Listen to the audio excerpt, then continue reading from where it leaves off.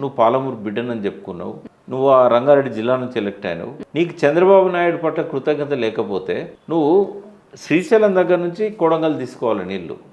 ఎందుకంటే పాలమూరు రంగారెడ్డి లిఫ్ట్ చేసేది Srisailam reservoir back water. ఆ నీళ్లు ముట్టకుండా అవి తరలిపోవాలి ఆంధ్రకు. పాలమూరు నిర్మించే ఉద్దేశం నీకు లేదు కాబట్టి నువ్వు దాన్ని డీలింక్ చేసి నువ్వు జూరాల నుంచి ఆ వచ్చే నీళ్లను కొడంగల్కు మలుపుకోపోతున్నావు. అంటే నీ కొడంగల్ ఇంట్రెస్ట్ మాత్రం భద్రపరుచుకుంటున్నావు. రెండవది, ఆల్రెడీ సోర్స్ ఉన్నది, ఉద్దండపూర్ రిజర్వాయర్ కూడా వర్క్ జరుగుతున్నది. అక్కడి నుంచి తీసుకుంటే ఈ 4,000 కోట్లు మళ్ళీ పెట్టాల్సిన అవసరం లేదు. ఇప్పుడు కొత్తగా మళ్ళీ కొడంగల్కు లిఫ్టిగేషన్ స్కీమ్కు 400 కోట్లు పెడుతున్నాడు. బయటికి చెప్పడానికి ఇప్పుడు నాలాంటి వాళ్ళ విమర్శలకు సమాధానాలు చెప్పాలి కదా. అందుకని నేను ఫస్ట్ ఫేజ్లో ఉద్దండపూర్ నుంచే తీసుకుంటున్నా, పాలమూరు రంగారెడ్డిలో భాగంగానే తీసుకుంటున్నా ఫస్ట్ ఫేజ్లో. సెకండ్ ఫేజ్ మాత్రం మళ్ళీ భీమా నుంచి జూరాల నుంచి తీసుకుంటున్నా అంటుండు. సెకండ్ ఫేజ్ ఎందుకు?